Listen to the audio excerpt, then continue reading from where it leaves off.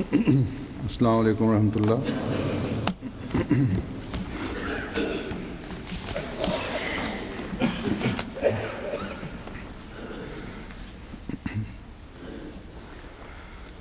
اشہد ان لا الہ الا اللہ وحدہ لا شریک لہ واشهد ان محمدا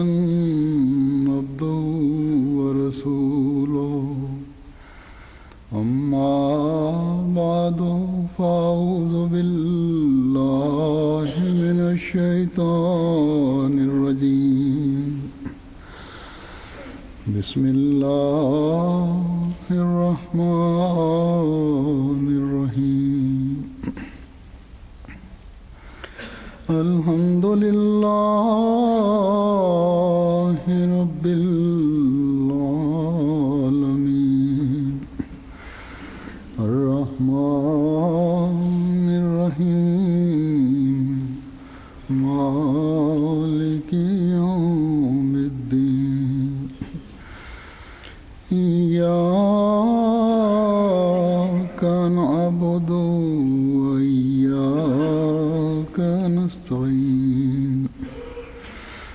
اهدنا الصراط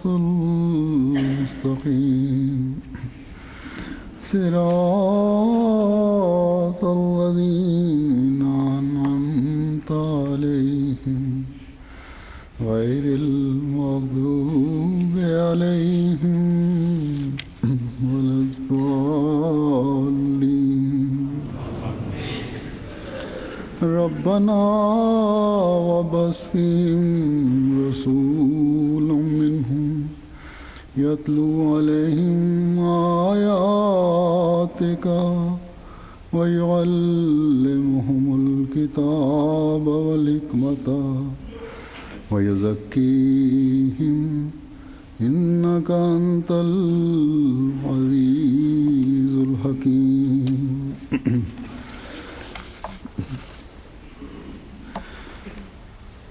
گزشتہ خطبے میں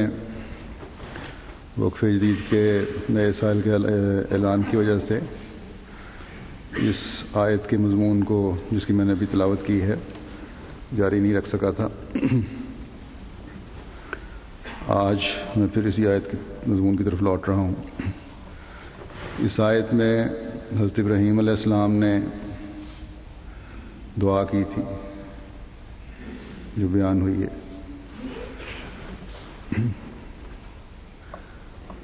اس کا جو بقیہ حصہ گزشتہ پیوستہ خطبے میں میں نے بیان کیا تھا، پہلا حصہ، بقیہ حصہ بیان کرتا ہوں. یعنی آگے جو دعا کا 4 چیزیں مانگی تھیں اس عظیم رسول کے لیے. تو پہلی تو تھی یتلو علیہم آیات کا، اس کا تو بیان ہو گیا ہے. اب ہے یعلمہم الکتاب والحکمت ویزکیہم، یعنی انہیں کتاب کی تعلیم دے اور اس کی حکمت بھی سکھائے اور ان کا تزکیہ بھی کرے. تو حضرت ابراہیم علیہ السلام کی یہ دعا تھی، جیسا کہ میں نے کہا کہ جو آیات تو اس عظیم رسول پر نازل فرمائے، وہ عظیم رسول ان اتری ہوئی آیات کی جن لوگوں کے لیے مبعوث ہوگا تلاوت کرے گا.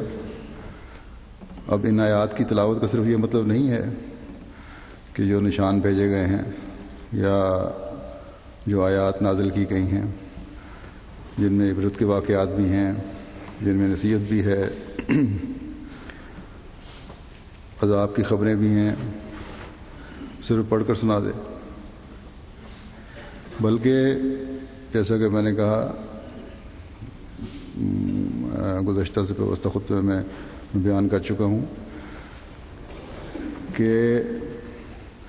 آئندہ آنے والوں کے لیے یہ نمونے جو دیے گئے تھے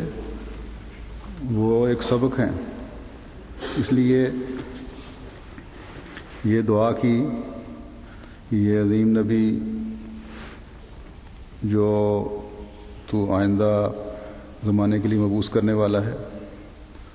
اور جس کے لیے میں دعا کرتا ہوں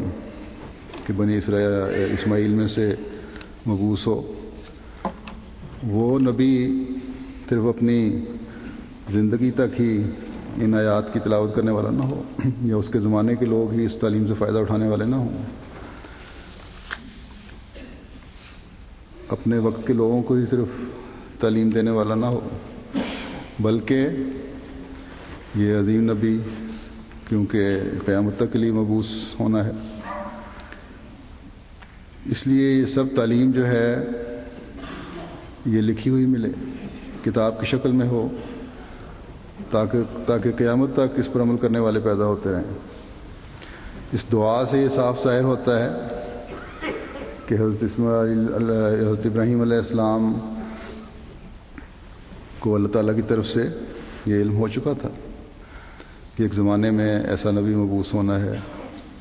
جس کی تعلیم قیامت تک رہنی ہے. اس لیے دعا کی کہ وہ جن میں مبعوث ہو اور جس زمانے کے لیے مبعوث ہو انہیں کتاب کی تعلیم دے. یہ تمام تعلیم، یہ تمام آیات یکجا تحریری صورت میں ہوں. اصل میں تو یہ دعا اللہ تعالیٰ نے ہی حضرت ابراہیم علیہ السلام کو سکھائی تھی کہ جو عظیم رسول مبعوث ہونا ہے اس پر جو شریعت نازل ہونی ہے وہ تمام لکھی ہوئی صورت میں ہوگی اور اس طرح لکھی ہوگی کہ قیامت تک اس کا شوشہ بھی ادھر ادھر نہیں ہو سکتا.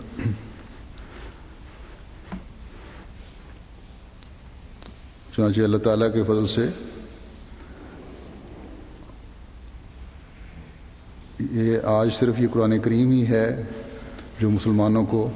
حضرت صلی اللہ علیہ وسلم کی لکھی ہوئی صورت میں حضرت صلی اللہ علیہ وسلم کے بعد، آپ کی وفات کے بعد لکھی ہوئی صورت میں ملا ہے. پھر اللہ تعالیٰ نے ایسے حفاظ پیدا کیے جن کے دل و دماغ پر قرآن کریم کا ایک ایک لفظ اور حرف لکھا ہوا ہے، یادداشت میں، بلکہ آج تک پیدا ہوتے چلے جا رہے ہیں. تو اللہ تعالیٰ نے جو تعلیم حضرت صلی اللہ علیہ وسلم کے ذریعے سے جاری فرمائی اس کو ظاہری کتاب میں بھی محفوظ کر لیا اور دل و دماغ میں بھی نقش کر دیا. جس طرح اس کی حفاظت کے سامان فرمائے کسی اور نبی پر اترنے والی آیات اور احکامات کی حفاظت اس طرح نہیں کی. کوئی کتاب علاوہ قرآن کریم کے یہ دعویٰ نہیں کر سکتی کہ اس کا لفظ لفظ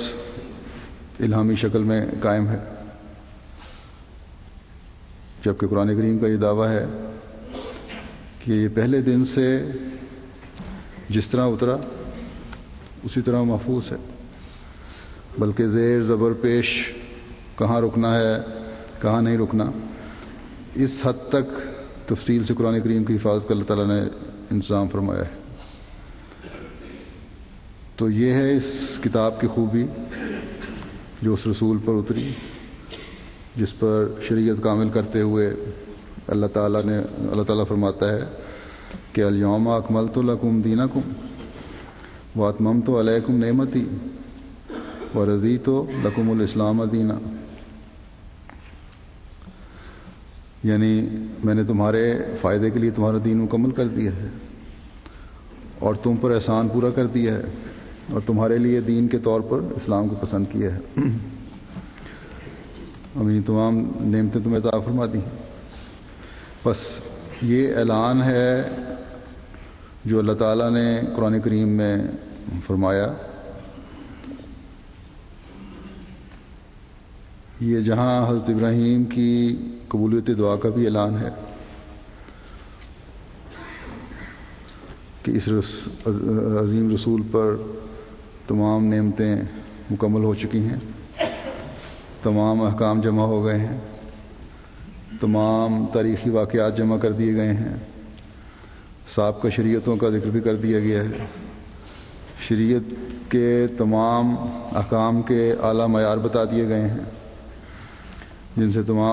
جن سے تمہاری شریعت کامل اور مکمل ہو گئی ہے، اعلان کیا اللہ تعالیٰ نے۔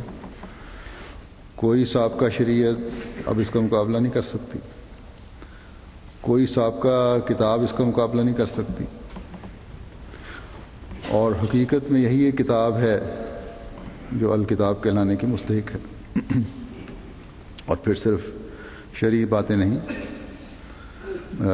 مذہبی باتیں نہیں، علمی اور سائنسی باتیں بھی بیان کی ہیں،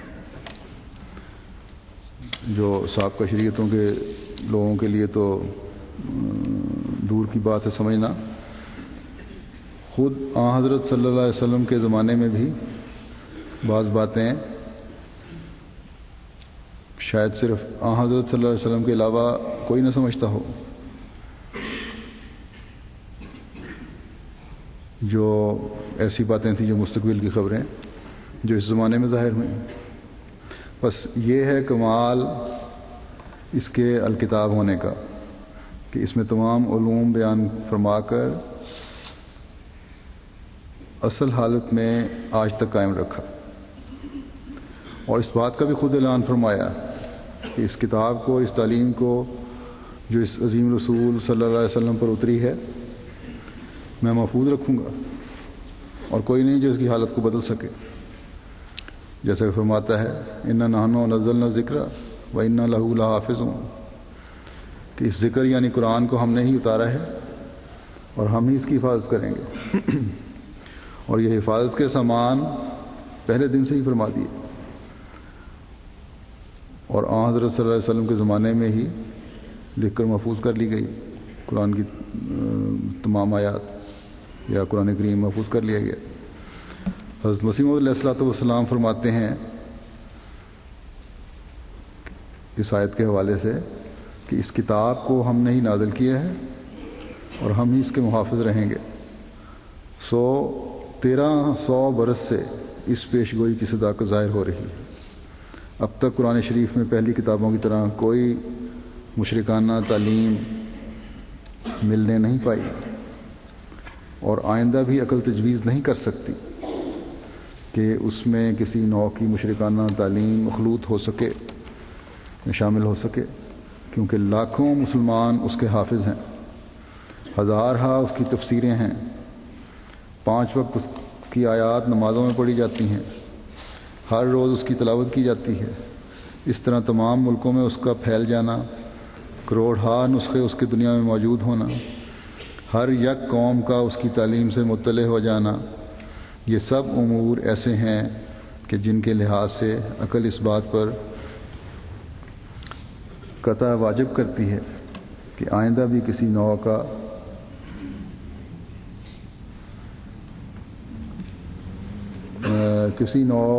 تغیر اور تبدل قرآن شریف میں واقع ہونا ممتنع اور محال ہے۔ یعنی اس بات کی یہ دلیل ہے کہ آئندہ بھی کبھی بھی اس پر کسی قسم کی تبدیلی نہیں ہو سکتی۔ بس اللہ تعالیٰ نے اپنے وعدے کے مطابق اس کو آج تک، جبکہ اس وقت جب حضرت مسیح موعود علیہ الصلوۃ والسلام نے فرمایا، اس پر بھی مزید 100 سال گزر چکے ہیں، قرآن کریم کو محفوظ رکھا ہوا ہے آج بھی۔ اس لیے جیسا کہ حضرت مسیح موعود علیہ الصلوۃ والسلام نے فرمایا کہ آئندہ بھی عقل تسلیم نہیں کر سکتی کہ اس کی تعلیم میں کوئی رد و بدل ہو سکے، وہ خدا جو ہمیشہ سے ہے اور ہمیشہ رہے گا، اس کی حفاظت بھی فرماتا رہے گا۔ فی زمانہ دجال نے یہ چال چلی کہ اس میں رد و بدل کر سکے، لیکن کبھی بھی کامیاب نہیں ہو سکتے یہ کوششیں۔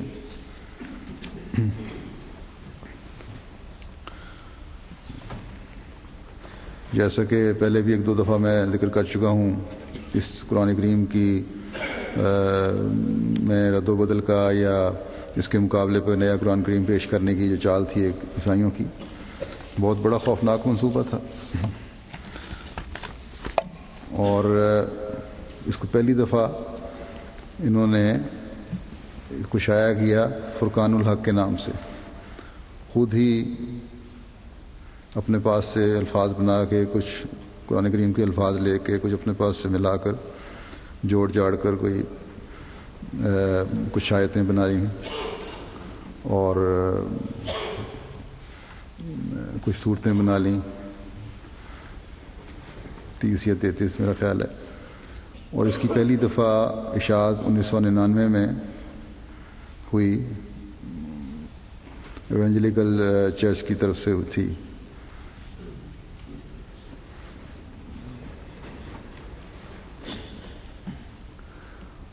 اور اس لیے تھی، ان کا یہ خیال ہے کہ جو آنے والا مسیح ہے اس کے آنے کی خبر دینے کے لیے آسان طریقہ یہ ہے کہ مسلمانوں کو پہلے ذہنی طور پر تیار کر دیا جائے اور فرقان الحق کے نام سے کتاب ان میں متعارف کرا دی جائے. تو یہ خبر آئی تھی اس زمانے میں بھی کہ کویت میں تقسیم ہو رہی ہے یا بچوں کو پڑھائی گئی ہے. تو اس بارے میں نے اپنے عربک ڈیسک کو کہا تھا شاید پتہ کریں، لیکن ان کی رپورٹ نہیں آئی. بہرحال بڑی دیر لگا دی انہوں نے، پتہ لگنا چاہیے کیونکہ 2 سال پہلے یہ خبر عام ہوئی تھی. تو امریکہ سے یہ بہرحال شائع ہوئی تھی. اس کے علاوہ تحریف کرنے میں ایک اور کوشش بھی ہے، جو مسلمانوں کا ایک گروپ ہے جو شریعہ کے خلاف کھڑا ہوا ہے. یہ لوگ چاہتے ہیں کہ قرآن کریم میں سے جنگ اور جہاد کی بارے میں جتنی آیات ہیں وہ نکال دی جائیں. انتہائی مداحنت اور بزدلی دکھانے والا یہ گروپ ہے جو مغربی معاشرے کو، یا دوسرے لفظوں میں عیسائیوں کو خوش کرنا چاہتے ہیں، یا مذہب سے ان کو کوئی لگاؤ ہی نہیں، تو قرآن کریم میں تعریف کر کے مسلمانوں کے اندر رخنہ ڈالنا چاہتے ہیں. بہرحال یہ تو ان کوشش ہے ان لوگوں کی. یہ کوششیں چاہے اب عیسائیوں کی طرف سے ہوں یا اس طبقے کی طرف سے ہوں جو مسلمان کہلاتے ہوئے اپنی جڑیں کاٹنے کی کوشش کر رہے ہیں یا منافقین کا کردار ادا کر رہے ہیں، جن کی طرف سے بھی ہوں، جو بھی یہ قرآن کریم کو بدلنے کی کوشش کر رہے ہیں، یہ اس میں تو کامیاب بہرحال نہیں ہو سکتے. اللہ تعالیٰ نے اس کا وعدہ فرمایا ہوا ہے. یہ لوگ صرف دنیا کی نظر سے دیکھنے والے ہیں. سمجھتے ہیں کہ جس طرح بائبل میں انسانی دخل ہو گیا، اسی طرح قرآن کریم میں بھی کر سکتے ہیں، جبکہ بائبل کے ساتھ یا کسی بھی اور کتاب کے ساتھ خدا تعالیٰ کا یہ وعدہ نہیں تھا. جبکہ قرآن کریم وہ واحد کتاب ہے جس کے ساتھ یہ وعدہ ہے. اور اس کی وجہ یہ ہے کہ یہ اس عظیم رسول پر اتری کتاب ہے جس کی تعلیم قیامت تک رہنی ہے. بس ان لوگوں کو، چاہے وہ غیر ہیں یا اپنے ہیں، اگر خدا پر ایمان ہو تو یہ سب کچھ دیکھ کر کہ واحد کتاب اپنی اصلی حالت میں ہے، دجل اور شرارت کرنے کے بجائے اس کتاب کی تعلیم پر غور کرتے.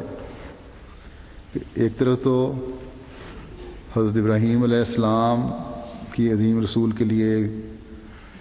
ایک کتاب کی تعلیم، ایک کتاب کی اور اس کی تعلیم کی دعا ہے، اور دوسری طرف اللہ تعالیٰ فرماتا ہے کہ میں نے دعا سن بھی لی اور وہ عظیم رسول عرب میں مبعوث بھی ہو گیا جو یہ کتاب کی تعلیم دیتا ہے، اور اس تعلیم کے اثرات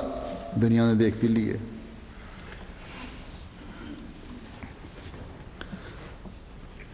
اس کے باوجود یہ دشمنی آنکھوں میں پٹی بندی ہو تب بھی ہو سکتی ہے، یا خدا تعالیٰ کی ذات پر یقین نہ ہو، یا صرف اور صرف شرارت اور فتنہ اور فساد کی غرض ہو.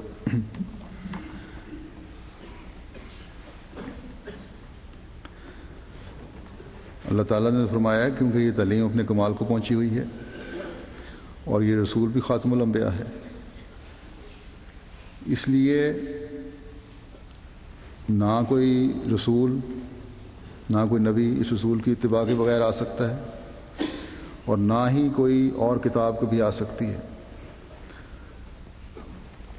تم لوگوں نے یہ دجل کی کوششیں کرنی ہے تو کر کے دیکھ لو، لیکن کبھی کامیاب نہیں ہوگے. اس کتاب کی حفاظت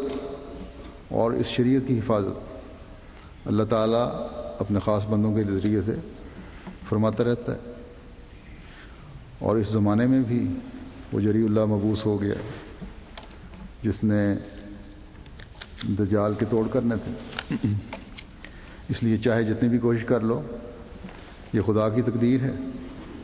کہ اب شیطان کے بندوں اور رحمان کے بندوں کی آخری جنگ ہے،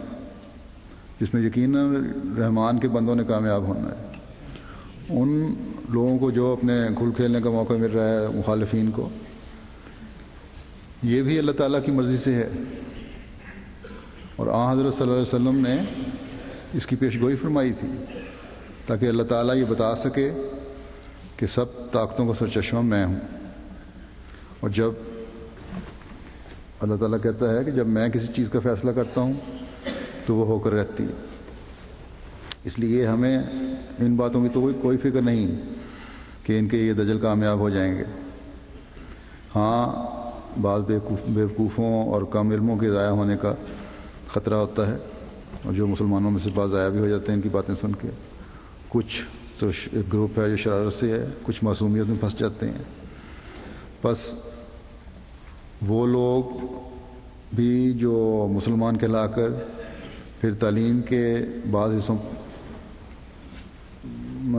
کو دیکھ کر منہ چھپاتے پھرتے ہیں، پریشان ہونے کے بجائے اس زمانے کے جری اللہ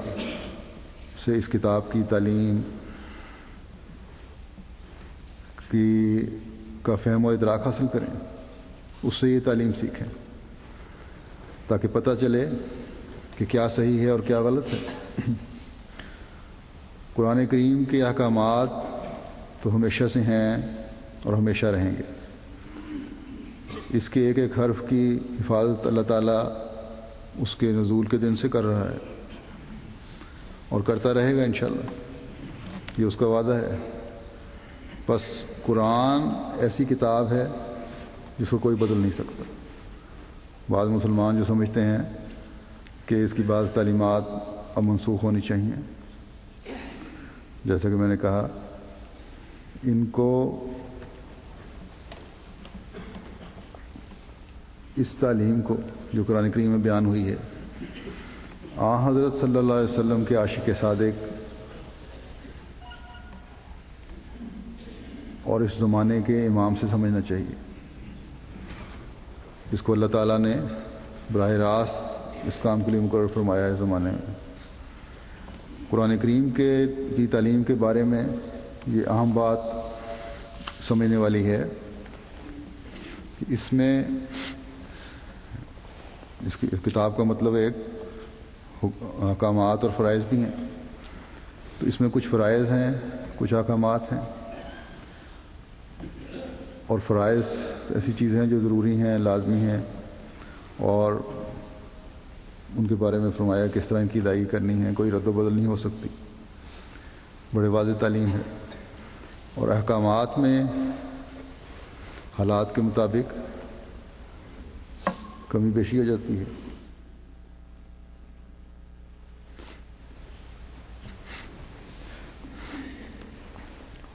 ان احکامات میں پھر بعض ذاتی نوعیت کے ہیں اور ایسے بھی ہیں جو جماعتی اور قومی نوعیت کے ہیں. جو ذاتی ہیں ان میں بعض حالات اور مجبوریوں کی وجہ سے فرد کو اختیار دیا گیا ہے. مثلا عبادت میں فرض نمازیں ہیں، یہ لازمی ہیں. نوافل ہیں، یہ اختیاری ہیں. پھر فرض نمازوں میں باجماعت نماز ہے، کھڑے ہو کر پڑھنا ہے، باوضو ہونا ہے، اس طرح کے احکامات ہیں، لیکن ساتھ ہی بیمار اور مسافر کو بعض سہولتیں بھی ہیں۔ تو یہ ہے مکمل تعلیم جو قرآن کریم نے ہمیں دی ہے۔ اسی طرح کی اور بہت ساری مثالیں ہیں۔ پھر جو قومی یا اجتماعی احکامات ہیں، مثلا جہاد یا جنگ کا حکم ہے، جس سے اس طبقے کو شرم آتی ہے جو اس میں تحریف کرنا چاہتا ہے۔ پہلی بات تو یہ کہ کیا یہ ممالک جن کے پیچھے چل کر یہ لوگ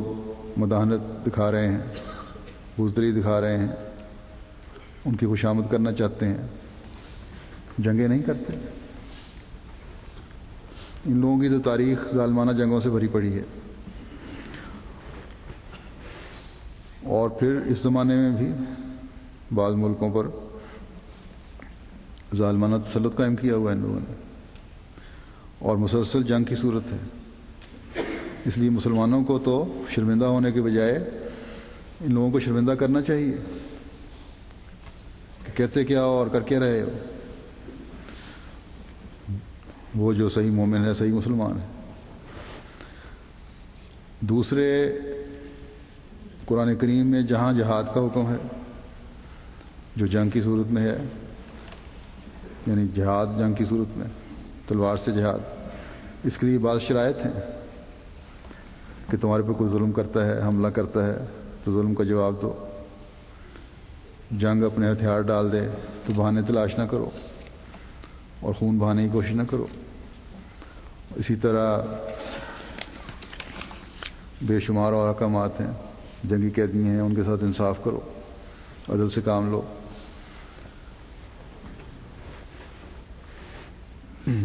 اور پھر یہ کہ جنگ اور جہاد، یعنی اگر تلوار اور بندوق کا جہاد کرنا ہے تو اس کا فیصلہ اولو الامر نے کرنا ہے، ہر ایرے گرے نے نہیں کرنا۔ اور اس زمانے میں اللہ تعالیٰ نے جو حکم اور عدل بھیجا ہے، جس نے یہ فیصلے کرنے ہیں اس کتاب کی تعلیم کے مطابق کہ اب کون سا عمل آسن ہے اللہ تعالیٰ کی نظر میں، جس نے یہ فیصلے کرنے ہیں کہ اللہ تعالیٰ کے احکامات کی تفسیر و وضاحت کیا ہے، کون سا عمل اللہ تعالیٰ کی نظر میں اب پسندیدہ ہے۔ تو اس حکم اور عدل نے یہ فیصلہ کیا ہے کہ اس زمانے میں میرے آنے کے ساتھ تیر و تفنگ، تلوار، بندوق کا جہاد بند ہے، اور اب جہاد کے لیے تم بھی وہی حربے استعمال کرو جو مخالفین استعمال کر رہے ہیں، جو تمہارا دشمن استعمال کر رہا ہے۔ مخالف لٹریچر اور میڈیا کے ذریعے سے اسلام کے خلاف نفرت پھیلا رہا ہے، تو تم بھی لٹریچر کے ذریعے سے نہ صرف اس کا دفاع کرو بلکہ قرآنی تعلیم کو پھیلا کر ثابت کرو کہ یہی ایک تعلیم ہے جو نجات دلانے والی تعلیم ہے، جو کہ خدائے واحد کی طرف سے ہے۔ اگر یہ لوگ دجل سے کام لیتے ہوئے قرآن کی طرز پر کتاب شائع کر کے عیسائیت کی تعلیم دے رہے ہیں تو اس کا رد کرو۔ بس اس حکم کی اب یہ تشریح ہے، اب جہاد تعلیمی اور علمی جہاد ہے۔ جہاد کا مطلب صرف تلوار چلانا نہیں ہے، نہ ہی کبھی حضرت صلی اللہ علیہ وسلم اور صحابہ رضوان اللہ علیہم نے صرف یہی مطلب سمجھا ہے، بلکہ جہاد اکبر قرآنی تعلیم پر عمل کرنا اور اپنے آپ کو اس کے مطابق ڈھالنا ہے۔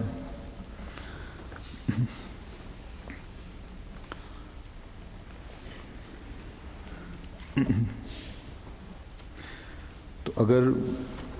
جہاد کی صورت میں اجازت ہے، جنگ کے جواب دینے کی اب بھی اس صورت میں اجازت ہے، اگر حکومت پہ کوئی حملہ کرتا ہے، ملکوں پہ حملہ کرتا ہے اور حکومتیں جواب دیتی ہیں، نہ کہ تنظیموں کا کام ہے یہ۔ ان عقل کے اندھوں کو یہ بتانا اب جہاد ہے کہ دلیل سے ہم ثابت کرتے ہیں کہ تمہاری یہ کوشش جو ہے یہ بچگانہ کوشش ہے۔ اگر اس کتاب کو دیکھیں تو انتہائی بچگانہ کوشش لگتی ہے، بظاہر یہ دعویٰ ہے کہ بڑے عقل مندوں نے بنایا ہے، لیکن دیکھنے سے ہی پتہ لگ جاتا ہے، ایک عام فہم کا انسان اس کو دیکھ کر سمجھ لیتا ہے کہ یہ انسانی کوشش ہے۔ تو بہرحال قرآن کی اصل حالت میں حفاظت کی میں بات کر رہا تھا۔ تو اللہ تعالیٰ نے قرآن کریم کے بارے میں اس اعلان کی کہ میں اس کی حفاظت کروں گا ہمیشہ۔ مستشرقین جو ہیں غیر بعض جو اسلام کے خلاف توڑ مروڑ کر بھی پیش کرتے ہیں، ان سے بھی اس کی تائید کروائی ہے۔ انہوں نے بھی آخر مجبوراً یہ لکھا ہے، چنانچہ جان برٹن دی کلیکشن آف قرآن ان کی کتاب اس میں لکھتے ہیں، اس کی تھوڑے سے حصہ میں پڑھتا ہوں کہ ہم تک پہنچنے والا متن بیان ہی وہی ہے جو خود نبی کریم صلی اللہ علیہ وسلم کا مرتبہ اور مصدقہ ہے۔ چنانچہ آج ہمارے پاس جو کتاب ہے یعنی قرآن، یہ دراصل مصحف محمدی ہے۔ پھر HAR گفٹ لکھتے ہیں کہ یہ ایک نہایت قوی حقیقت ہے کہ قرآن میں کسی قسم کی کوئی تحریف ثابت نہیں کی جا سکی، اور یہ حقیقت بھی بہت قوی ہے کہ محمد صلی اللہ علیہ وسلم کے بیان فرمودہ الفاظ کو اصل حالت میں مکمل احتیاط کے ساتھ اب تک محفوظ رکھا گیا ہے۔ سر ولیم میور بہت بڑے مستشرق ہیں، وہ لکھتے ہیں کہ دنیا کے پردے پر اور کوئی ایسا کام نہیں کہ جس کا متن 12 صدیوں بعد بھی صحیح ترین حالت میں ہو۔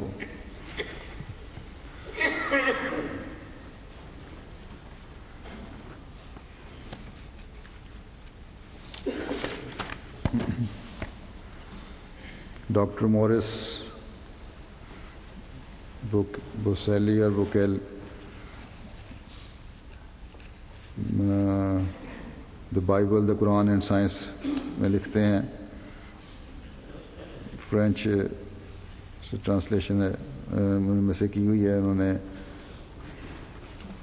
کہ آج کے دور میں مہیا ہونے والے قرآن کریم کے تمام نسخے اصل متن کی دیانتداری سے کی گئی نقول ہیں۔ قرآن کے معاملے میں اب تک کے شب و روز میں تحریف و تبدل کا کوئی سراغ نہیں ملتا۔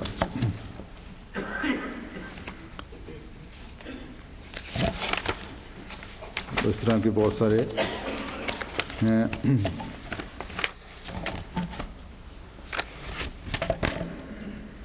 پھر ایک لکھتے ہیں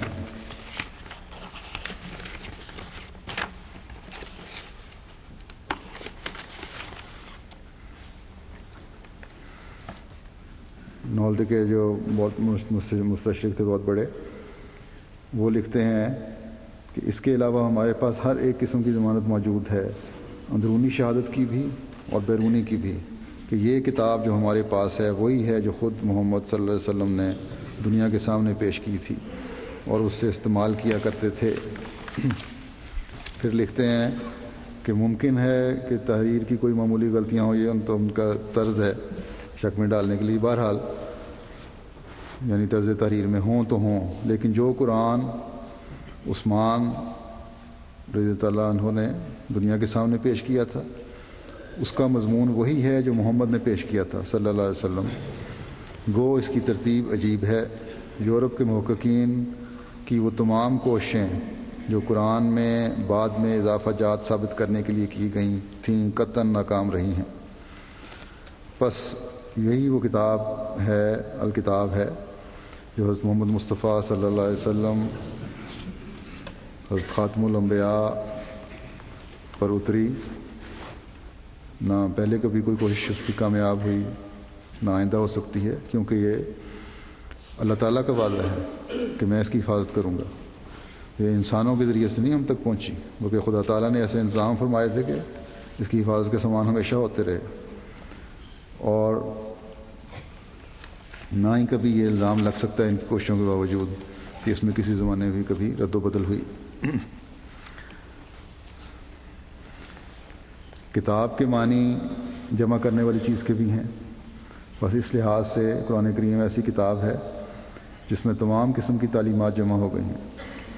جس میں تمدنی علم بھی ہے، مذہبی علم بھی ہے، جیسا کہ میں نے کہا، اقتصادی بھی ہے، سائنسی بھی ہے، اخلاقی تعلیم بھی ہے۔ حضرت مسیح موعود علیہ الصلوۃ والسلام فرماتے ہیں کہ ذالک الکتاب ہو، یعنی یہ وہ کتاب ہے جس نے خدا کے علم سے خلت وجود پہنا، اور اس میں کوئی شک نہیں کہ خدا تعالیٰ کا علم تمام علوم سے کامل تر ہے۔ بس جو تعلیمات اس میں جمع کی گئی ہیں وہ اللہ تعالیٰ نے حضرت صلی اللہ علیہ وسلم پر اپنے کامل علم کے مطابق اتاری تھی، کیونکہ شریعت کامل ہو رہی تھی۔ اس لیے تمام تعلیمات جو بھی قرآن کریم میں بیان کی گئی ہیں، اس طرح کسی اور شرعی کتاب میں اس اعلیٰ پائے کی نہیں اتری۔ بعض احکامات ہیں ایک جیسے، لیکن ان کے بھی معیار وہ نہیں ہیں۔ لا ریب فیہ کہہ کر اللہ تعالیٰ نے مزید فرما دیا کہ میں جو تمام علوم کا سرچشمہ ہوں، تو میں بتا رہا ہوں کہ اس تعلیم کے اعلیٰ پائے کی ہونے میں کوئی شک نہیں ہے، اور کسی بھی شک و شبہ کی کوئی گنجائش نہیں ہے۔ تم لاکھ کوشش کر لو، اس جیسی کتاب نہیں بنا سکتے۔ دجل سے کام لے کر کوشش تو کر لو گے، لیکن فوراً ننگے ہو جاؤ گے۔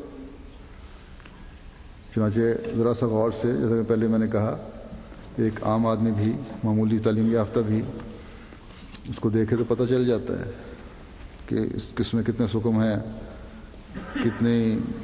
بے ترتیبی سے ان کو جوڑا گیا ہے۔ قرآن کریم کی تعلیم کا خلاصہ توحید کا قیام ہے، توحید کے ارد گرد گھومتی ہے، جبکہ اس کو اگر پڑھیں، مسلمانوں کو بگاڑنے کے لیے کوشش کی گئی ہے، اور شروع میں ہی تثلیث کا بیان کر دیا گیا ہے بڑے ہوشیاری سے، لیکن اسی آیت میں توحید کا بیان کر کے وہیں تثلیث کو توحید بنا دیا۔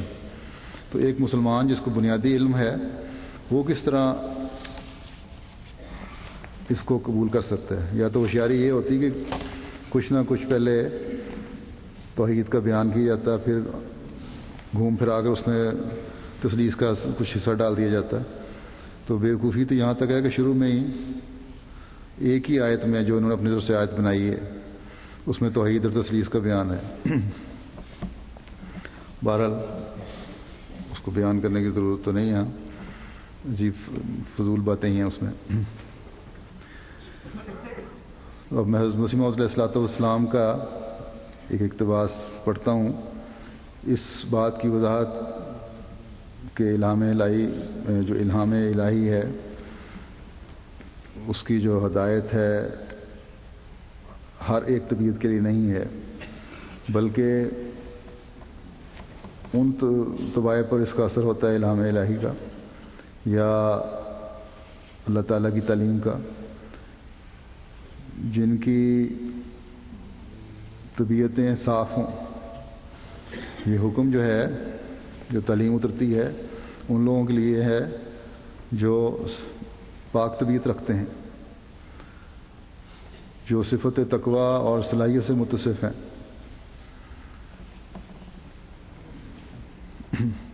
آپ فرماتے ہیں کہ اس آیت پر، یعنی الف لام میم ذالک الکتاب لا ریب فیہ ھدی للمتقین پر غور کرنا چاہیے۔ اس آیت پر، یعنی الف لام میم ذالک الکتاب لا ریب فیہ ھدی للمتقین پر غور کرنا چاہیے کہ کس لطافت اور خوبی اور رعایت ایجاز سے خدائے تعالیٰ نے وسوسہ مذکور کا جواب دیا۔ یعنی یہ سوال اگر اٹھتا ہے نا کہ ہر ایک کو کیوں نہیں اثر لیتا ہے اس تعلیم سے، تو اس کو اس آیت سے فائدہ اٹھانا چاہیے کہ کس خوبی سے اللہ تعالیٰ نے جواب دیا ہے۔ اول قرآن شریف کے نزول کی علت فاعلی بیان کی گئی ہے، یعنی اس کے نزول کے اترنے کی وجہ اور اس کی عظمت اور بزرگی کی طرف اشارہ فرمایا ہے، اور کہا کہ الف لام میم، میں خدا ہوں جو سب سے زیادہ جانتا ہوں۔ یعنی نازل کنندہ اس کتاب کا میں ہوں جو علیم و حکیم میں ہوں جو علیم و حکیم ہوں، جس کے علم کے برابر کسی کا علم نہیں۔ پھر بعد اس کے علت مادی قرآن کے بیان میں فرمائی اور اس کی عظمت کی طرف اشارہ فرمایا اور کہا ذالک الکتاب، وہ کتاب ہے یعنی ایسی عظیم الشان اور عالی مرتبت کتاب ہے جس کی علت مادی، اس کی وجہ پیدا ہونے کی علم الہی ہے، یعنی جس کی نسبت ثابت ہے کہ اس کا منبع اور چشمہ ذات قدیم حضرت حکیم مطلق ہے، یعنی اللہ تعالیٰ کی ذات ہے۔ اس جگہ اللہ تعالیٰ نے وہ کا لفظ اختیار کرنے سے جو بعد اور دوری کے لیے آتا ہے، اس بات کی طرف اشارہ فرمایا کہ یہ کتاب اس ذات عالی صفات کے علم سے ظہور پذیر ہے جو اپنی ذات میں بے مثل و مانند ہے، جس کے علوم کاملہ و اسرار دقیقہ نظر انسانی کی حد جولان سے بہت بعید ہے، یعنی جس کے جو کامل علم ہے، جو اس کے اندر جو کامل تعلیم ہے اس کے اندر، اور جو راز کی باتیں پوشیدہ ہیں، جو گہرائی کی باتیں پوشیدہ ہیں، وہ جو انسان کے فہم و ادراک ہے عام آدمی کا، اس سے بہت دور ہے۔ پھر بعد اس کے علت سوری کا قابل تعریف ہونا ظاہر فرمایا ہے، یعنی ظاہری شکل جو ہے اس کی، اور کہا لا ریب فیہ، یعنی قرآن اپنی ذات میں ایسی مدلل اور معقول ایسی صورت مدلل اور معقول پر واقع ہے کہ کسی نوع کے شک کرنے کی اس میں گنجائش نہیں، یعنی وہ دوسری کتابوں کی طرح بطور کتھا اور کہانی کے نہیں، بلکہ ادلہ یقینیہ و براہین قطعیہ پر مشتمل ہے، یعنی اس میں یقینی دلائل بھی موجود ہیں اور بڑی صاف ستھرے اور قطعی طور پر روشن نشان موجود ہیں، اور اپنے مطالب پر حجج بینہ اور دلائل شافیہ کرتا ہے، جو بھی اس کا مطلب ہے مکمل طور پر اس پر کھل کر ان کی دلیلوں کے ساتھ کافی شافی دلیل کے ساتھ اس کو بیان کرتا ہے، اور فی نفس ہی ایک معجزہ ہے جو شکوک اور شبہات کے دور کرنے میں سیف قاطعہ کا حکم رکھتا ہے، ایک ایسا معجزہ ہے جو ہر قسم کے شکوک و شبہات دور کر دیتا ہے، اور ایک تیز دھار تلوار کا حکم رکھتا ہے کہ اگر اس طرح اگر اس کو سمجھا جائے، جو متقی ہے اگر اس کو سمجھنے کی کوشش کرے گا تو ہر شک اس کا، ہر شبہ اس کا کٹ جائے گا، ختم ہو جائے گا۔ خدا شناسی کے بارے میں اور خدا شناسی کے بارے میں صرف ہونا چاہیے کہ ضمنی مرتبہ میں نہیں چھوڑتا، کہ اللہ تعالیٰ کی ذات کے بارے میں صرف یہ نہیں کہتا کہ خدا تعالیٰ ہونا چاہیے، بلکہ یہ ہے کہ یقینی اور قطعی مرتبے تک پہنچاتا ہے، اس بات پر قائم کرتا ہے کہ خدا ہے۔ پھر آپ فرماتے ہیں یہ تو علل ثلاثہ کی عظمت کا بیان فرمایا، اور باوجود عظیم الشان ہونے ان ہر سے علتوں کے ان سب وجوہات کے جو تینوں وجوہات بیان کی ہیں جن کو تاثیر اور اصلاح میں دخل عظیم ہے، علت رابعہ جو ہے چوتھی جو وجہ ہے اس کی، جو اس کا اصل مقصد ہے، علت غائی نزول قرآن شریف کو جو رہنمائی اور ہدایت ہے صرف متقین میں منحصر کر دیا، یعنی یہ باتیں ان لوگوں کو پہنچیں گی، وہ لوگ عام آدمی نہیں لے سکتا جب تک تقویٰ نہ ہو، جو متقی ہوں گے ان کو یہ باتیں سمجھ آئیں گی۔ اور فرمایا ہدی للمتقین، یعنی یہ کتاب صرف ان جواہر قابلہ کی ہدایت کے لیے نازل کی گئی ہے جو بوجہ پاک باطنی و عقل سلیم و فہم مستقیم و شوق طلب حق و نیت صحیح انجام کار درجہ ایمان و خدا شناسی و تقوی کامل پر پہنچ جائیں گے، یعنی یہ کتاب ان لوگوں کو ہدایت دے گی، ساری نصیحتیں ان لوگوں کو پہنچیں گی جو ایسے لوگ جو اس قابل ہیں کہ جو ہدایت پائیں۔ اور کس طرح اس قابل بنیں گے؟ جن کے اندرون پاک ہوں گے، جن کو عقل ہوگی اور فہم ہوگا، جو سیدھے راستے پر چلانے والا ہو، اور ایک حق کو پانے کے لیے ایک شوق ہوگا، ایک طلب ہوگی اور صحیح نیت ہوگی، تو پھر آخرکار وہ ان کو خدا تعالیٰ کی پہچان ہوگی، اور پھر وہ تقوی کامل جو ہے اس پہ پہنچ جائیں گے۔ اگر یہ چیزیں نہیں ہیں تو قرآن کریم کی کسی کو سمجھ نہیں آ سکتا۔ یعنی جن کو فرمایا کہ جن کو خدا اپنے علم قدیم سے جانتا ہے کہ ان کی فطرت اس ہدایت کے مناسب حال واقعہ ہے اور معارف حقانی میں ترقی کر سکتے ہیں، وہ بالآخر اس کتاب سے ہدایت پا جائیں گے، اور بہرحال یہ کتاب ان کو پہنچ رہے گی، اور قبل اس کے جو وہ مریں خدا ان کو راہ راست پر آنے کی توفیق دے گا۔ اب دیکھو اس جگہ خدا تعالیٰ نے صاف فرما دیا کہ جو لوگ خدا تعالیٰ کے علم میں ہدایت پانے کے لائق ہیں اور اپنی اصل فطرت میں صفت تقوی سے متصف ہیں، وہ ضرور ہدایت پا جائیں گے۔ اور پھر ان آیات میں جو اس آیات کی بات لکھی گئی ہیں اسی کی زیادہ تر تفصیل کر دی، اور فرمایا کہ جس قدر لوگ خدا کے علم میں ایمان لانے والے ہیں وہ اگرچہ ہنوز مسلمانوں میں شامل نہیں ہوئے، پر آہستہ آہستہ سب شامل ہو جائیں گے، اور وہی لوگ باہر رہ جائیں گے جن کو خدا خوب جانتا ہے کہ طریقہ حق اسلام قبول نہیں کریں گے، اسلام کا طریقہ قبول نہیں کریں گے، اور گو ان کو نصیحت کی جائے یا نہ کی جائے ایمان نہیں لائیں گے، یا مراتب کاملہ تقوی و معرفت تک نہیں پہنچیں گے۔ غرض ان آیات میں خدا تعالیٰ نے کھول کر بتلا دیا کہ ہدایت قرآن سے صرف متقی منتفع ہو سکتے ہیں جن کی اصل فطرت میں غلبہ کسی ظلمت نفسانی کا نہیں، وہی لوگ فائدہ پہنچا سکتے ہیں، وہی لوگ نفع حاصل کر سکتے ہیں جن کی فطرت میں کسی قسم کا نفسانی اندھیرا اور گند نہیں ہے۔ یہ ہدایت پھر ان تک ضرور پہنچ کر رہے گی، لیکن جو لوگ متقی نہیں ہیں نہ وہ ہدایت قرآن سے کچھ نفع اٹھاتے ہیں اور نہ یہ ضرور ہے کہ خواہ ان تک ہدایت پہنچ جائے۔ بس اس تعلیم کو سمجھنے کے لیے، سننے کے لیے تقوی ضروری ہے۔ اس تعلیم کو سننے والوں میں حضرت ابوبکر اور حضرت عمر بھی تھے، اور ابو جہل جیسے بھی لوگ تھے، لیکن حق کی تلاش والے قبول کر کے بہترین انجام کو پہنچے۔ حضرت ابوبکر اور عمر نے وہ مقام پایا جو رہتی دنیا تک ایک سنہری حروف میں لکھا جانے والا ہے، اور ابو جہل جیسے جو لوگ تھے وہ اپنے بدترین انجام کو پہنچے۔ بس آج بھی اگر دجالی چالیں چلنے والے کو یہ کوششیں کرنے لگے ہیں کہ اس کتاب کو بدل دیں، تو وہ بھی اپنے بد انجام کو دیکھ لیں گے، اور اس کوشش میں کبھی کامیاب نہیں ہو سکتے، کیونکہ اللہ تعالیٰ کا وعدہ ہے۔ لیکن جو لوگ اس پاک کتاب کو، پاک تعلیم کو پاک دل سے سنتے اور پڑھتے ہیں، وہ یہی تعلیم جو ہے ان کی زندگیوں میں انقلاب پیدا کرنے والی ہے۔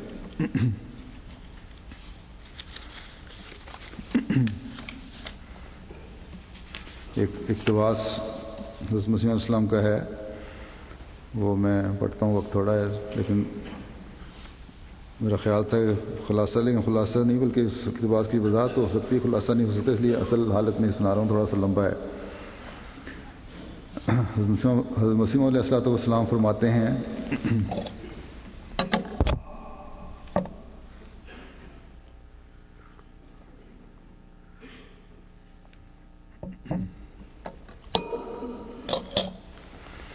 کہ اللہ جل شانہ نے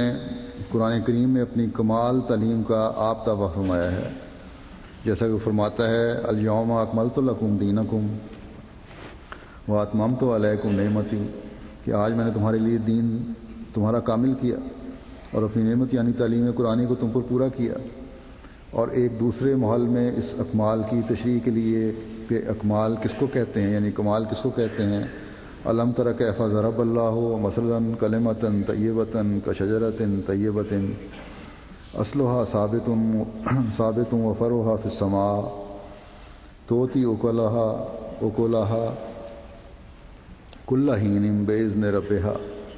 ویضرب اللہ الامثال للناس لعلهم یتذکرون ومثل کلمۃ خبیثۃ کشجرۃ خبیثۃ اجتثت من فوق الارض ما لها من قرار یثبت اللہ الذین آمنوا بالقول الثابت فی الحیات الدنیا وفی الآخرۃ ویذل اللہ الظالمین۔ کیا تو نے نہیں دیکھا کیوں کر بیان کی اللہ نے مثال، یعنی مثال دین کامل کی کہ بعد پاکیزہ درخت کی کہ بعد پاکیزہ درخت پاکیزہ کی مانند ہے، کہ جو پاکیزہ بات جو ہے وہ پاکیزہ درخت کی طرح ہے جس کی جڑ ثابت ہو، بہت مضبوط ہو اور شاخیں اس کی آسمان میں ہوں، اور وہ ہر ایک وقت اپنا پھل اپنے پروردگار کے حکم سے دیتا ہو۔ اور یہ مثالیں اللہ تعالیٰ لوگوں کے لیے بیان کرتا ہے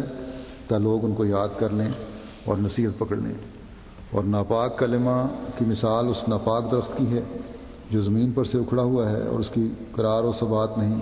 سو اللہ تعالیٰ مومنوں کو قول ثابت کے ساتھ، یعنی جو قول ثابت شدہ اور مدلل ہے، اس دنیا کی زندگی اور آخرت میں ثابت قدم کرتا ہے، اور جو لوگ ظلم اختیار کرتے ہیں ان کو گمراہ کرتا ہے۔ یعنی ظالم خدا تعالیٰ سے ہدایت کی مدد نہیں پاتا جب تک ہدایت کا طالب نہ ہو۔ ظالم جو ہے اس کو ہدایت نہیں ملتی جب تک اس خود کوشش نہ کرے۔ کسی آیت کے وہ معنی کرنے چاہیے کہ الہامی کتاب آپ کرے، یعنی آیات کے بھی وہ معنی کرنے چاہیے جو دوسری آیات بھی اس سے مطابقت رکھتی ہوں، اور الہامی کتاب کی شرح دوسری شرحوں پر مقدم ہے۔ اب اللہ تعالیٰ ان آیات میں کلام پاک اور مقدس کا کمال تین باتوں پر موقوف قرار دیتا ہے۔ اول یہ کہ اصلها ثابت، یعنی اصول ایمانیہ اس کے ثابت اور محقق ہوں، یہ ثابت ہو جائے کہ وہ واقعی ایماندار ہے، ایمان لایا ہوا ہے، اور فی حد ذاتے ہی یقین کامل کے درجہ پر پہنچے، یقین کامل ہو اس کو اپنے ایمان پر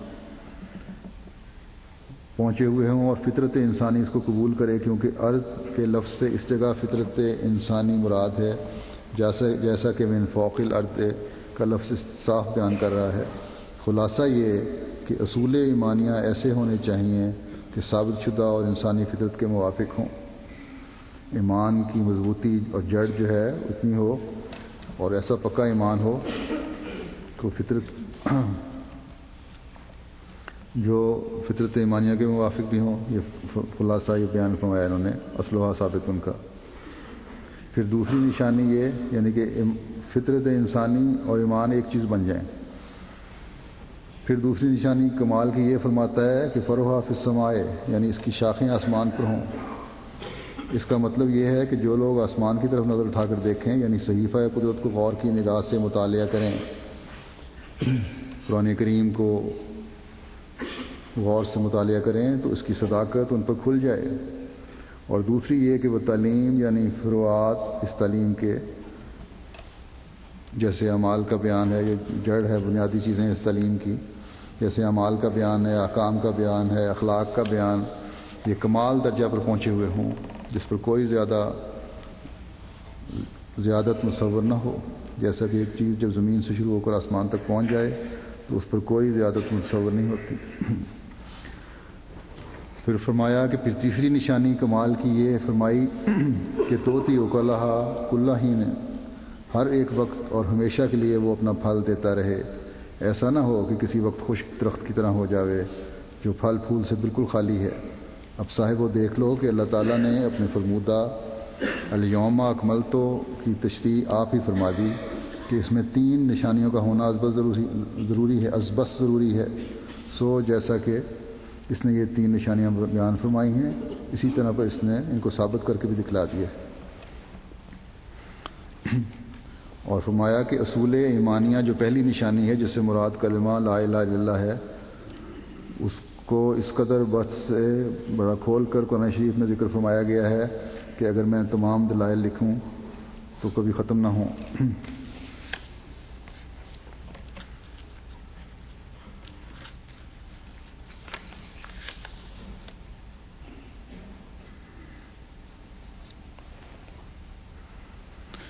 فرماتے ہیں کہ فرعها فی السماء، جس کے معنی یہ ہیں کہ آسمان تک اس کی شاخیں پہنچی ہوئی ہیں، اور آسمان پر نظر ڈالنے والے یعنی قانون قدرت کے مشاہدہ کرنے والے اس کو دیکھ سکیں، اور نیز وہ انتہائی درجہ کی تعلیم ثابت ہو۔ اس کے ثبوت کا ایک حصہ تو اسی آیت میں موصوفہ بالس سے پیدا ہوتا ہے، کس لیے کہ جیسا کہ اللہ جل شانہ قرآن کریم میں شانہ نے مثلا قرآن کریم میں یہ تعلیم بیان فرمائی کہ الحمدللہ رب العالمین الرحمن الرحیم مالک یوم الدین. اس کی یہ معنی کہ اللہ جل شانہ تمام عالموں کا رب ہے، یعنی علت العلل ہر ایک ربوبیت کا وہی ہے. تمام اسباب جو ہیں اس کی وجہ جو ہے پیدا کرنے کی، اور وہ اس کی جو ربوبیت ہے وہ حاوی ہے ہر چیز پر. دوسری یہ کہ وہ رحمان بھی ہے، یعنی بغیر ضرورت کسی عمل کے اپنی طرف سے طرح طرح کے آلاء اور نوما شامل حال اپنی مخلوق کے رکھتا ہے. اور رحیم بھی ہے کہ اعمال صالحہ کے بجا لانے والوں کو مددگار ہوتا ہے، ان کے مقاصد کو کمال تک پہنچاتا ہے. اور مالک یوم دین بھی ہے کہ ہر ایک جزا سزا اس کے ہاتھ میں ہے، جس طرح پر وہ چاہے اپنے بندوں سے معاملہ کرے. چاہے تو اس کے ایک عمل بد کے عوض وہ سزا دے جو اس عمل بد کے مناسب حال ہے، اور چاہے تو اس کے لیے مغفرت کے سامان میسر کرے. یہ تمام امور اللہ جل شانہ کے اس نظام کو دیکھ کر صاف ثابت ہوتے ہیں.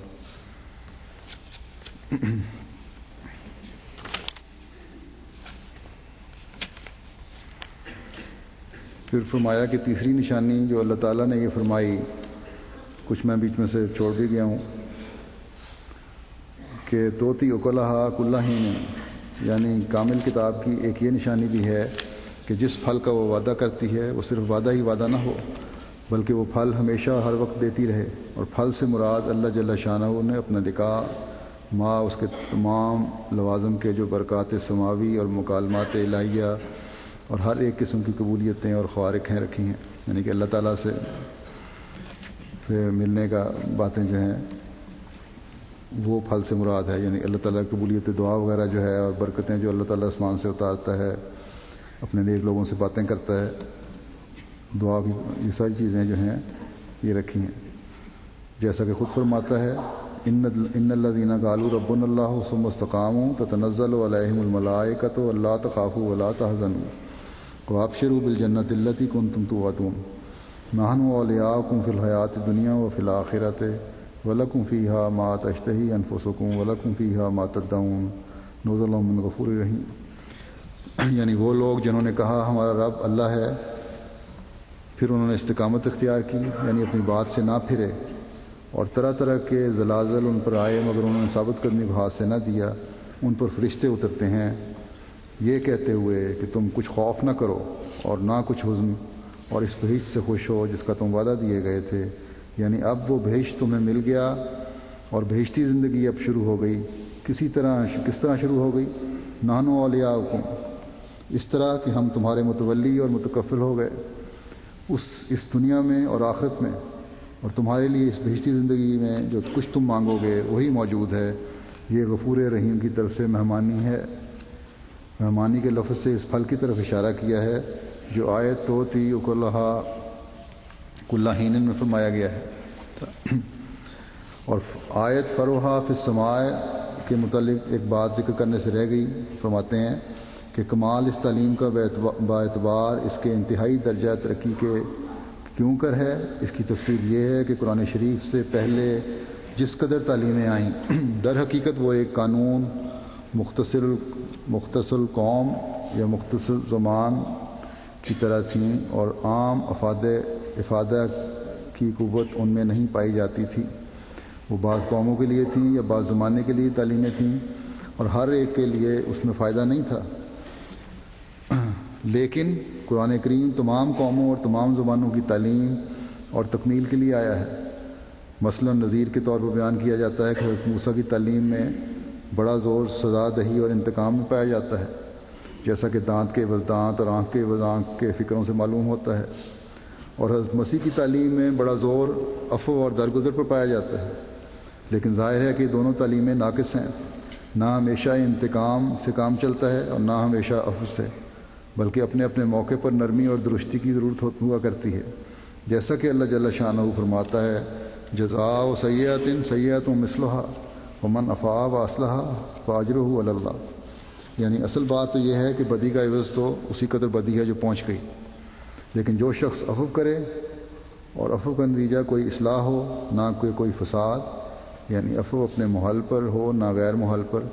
اجر اس کا اللہ پر ہے، یعنی یہ نہایت آسان طریقہ ہے۔ عفو سے فساد کا مطلب یہ ہے کہ اگر ایک عادی چور ہے مثلا، اس کو عفو کرتے ہوئے چھوڑ دیں گے تو وہ پھر دوبارہ چوری کرے گا، کسی دوسرے کو نقصان پہنچائے گا،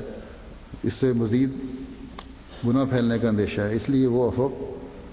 فساد میں آتا ہے۔ فرمایا کہ اب دیکھیے اس سے بہتر اور کون سی تعلیم ہوگی کہ عفو کو عفو کی جگہ اور انتقام کو انتقام کی جگہ رکھا۔ اور پھر فرمایا ان اللہ یامر بالعدل والاحسان وایتاء ذی القربی، یعنی اللہ تعالیٰ حکم کرتا ہے تم عدل کرو، اور عدل سے بڑھ کر یہ بات ہے کہ باوجود رعایت عدل کے احسان کرو، اور احسان سے بڑھ کر یہ ہے کہ تم ایسے طور سے لوگوں سے محبت کرو، پیار سے پیش آؤ کہ جیسے کہ گویا وہ تمہارے پیارے اور ذوی القربی ہیں۔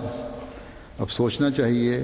کہ مراتب 3 ہی ہیں۔ اول انسان عدل کرتا ہے، یعنی حق کے مقابل حق کی درخواست کرتا ہے، پھر اگر اس سے بڑھے تو مرتبہ احسان ہے، اگر اس سے بڑھے تو احسان کو بھی نظر انداز کر دیتا ہے، اور ایسی محبت سے لوگوں کو ہمدردی کرتا ہے جیسے ماں اپنے بچے کی ہمدردی کرتی ہے، یعنی ایک طبی جوش سے، نہ کہ احسان کے ارادہ سے۔ اب فرماتے ہیں ایسی کامل کتاب کے بعد کس کتاب کا انتظار کریں جس نے سارا کام انسانی اصلاح کا اپنے ہاتھ میں لے لیا ہے، اور پہلی کتابوں کی طرح صرف ایک قوم سے واسطہ نہیں رکھا بلکہ تمام قوموں کی اصلاح چاہیے، اور انسانی تربیت کے تمام مراتب بیان فرمائے، وحشیوں کو انسانیت کے آداب سکھائے، پھر انسانی صورت بنانے کے بعد اخلاق فاضلہ کا سبق دیا۔ یہ قرآن نے ہی دنیا پر احسان کیا کہ طبی حالتوں اور اخلاق فاضلہ میں فرق کر کے دکھلایا، اور جب طبی حالتوں سے نکال کر اخلاق فاضلہ کے محل عالی تک پہنچایا تو فقط اس پر کفایت نہ کی بلکہ اور مرحلہ جو باقی تھا، یعنی روحانی حالتوں کا مقام، اس تک پہنچنے کے لیے پاک معرفت کے دروازے کھول دیے۔ طبی حالتوں سے اخلاقی حالتوں سے تک پہنچایا، اور جب اخلاق فاضلہ پہنچ گئے تو پھر روحانی مقام عطا فرمایا، بلند کرنے کے طریقے سکھائے۔ فرماتے ہیں کہ پاک معرفت کے دروازے کھول دیے، اور نہ صرف کھول دیے بلکہ لاکھوں انسانوں کو اس تک پہنچا بھی دیا، اور اس طرح پر تینوں قسم کی تعلیم جس کا میں پہلے ذکر کر چکا ہوں کمال خوبی سے بیان فرمائی۔ پس چونکہ وہ تمام تعلیموں کا جن پر دینی تربیت کی ضرورتوں کا مدار ہے کامل طور پر جامع ہے، اس لیے یہ دعویٰ اس نے کیا کہ میں نے ہی دائرہ دینی تعلیم کو کمال تک پہنچایا، جیسا کہ وہ فرماتا ہے الیوم اکملت لکم دینکم واتممت علیکم نعمتی ورضیت لکم الاسلام دینہ۔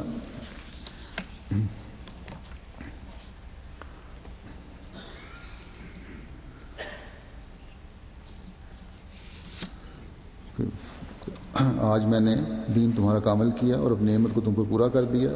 اور میں تمہارا دین اسلام ٹھہرا کر خوش ہوا، یعنی دین کا انتہائی مرتبہ وہ امر ہے جو اسلام کے مفہوم میں پایا جاتا ہے، یعنی یہ کہ محض خدا کے لیے ہو جانا اور اپنی نجات اپنے وجود کو قربانی سے چاہنا اور طریق سے، اور اس نیت چاہنا نہ اور طریق سے، اپنی نجات اپنے وجود کی قربانی سے چاہنا، نجات جو ملے گی اپنے وجود کی قربانی سے ملے گی، نہ کسی اور طریق سے، اور اس نیت اور اس ارادہ کو عملی طور پر دکھلا دینا، یہ وہ نقطہ ہے جس پر تمام کمالات ختم ہوتے ہیں، اور یہ وہ خوبصورت تعلیم ہے جو ہمیں قرآن کریم نے دی ہے۔ بس یہ خوبصورت تعلیم جو ہے اس عظیم نبی پر اتری، اور اس نے ہم تک یہ پہنچائی۔ اللہ تعالیٰ جس کو پہنچائی جس کا کوئی نہ سابقہ شریعت مقابلہ کر سکتی ہے، نہ آئندہ کبھی کوئی ایسی کتاب بن سکتی ہے، نہ آ سکتی ہے، نہ آئے گی۔ اللہ تعالیٰ اس کتاب کی تعلیم کو ہمیں سمجھنے اور اپنی زندگیوں پر لاگو کرنے اور پھیلانے کی توفیق عطا فرمائے۔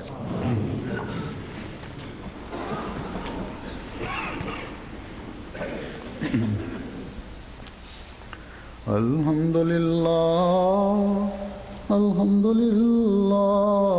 نحمدہ ونستعینہ ونستغفرہ ونؤمن بہ ونتوکل علیہ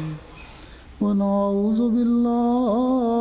من شرور انفسنا ومن سیئات اعمالنا من يهده الله فلا مضل له ومن يضلل فلا هادي له ونشهد أن لا إله إلا الله ونشهد أن محمدا عبده ورسوله عباد الله رحمكم الله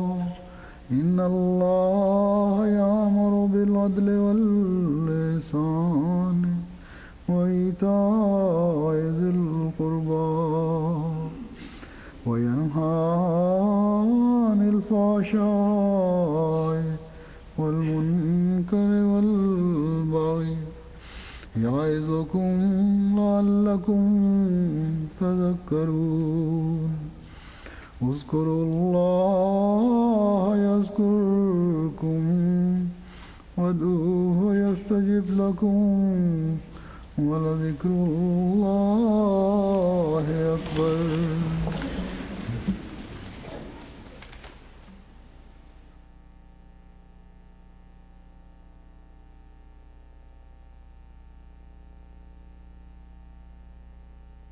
بسم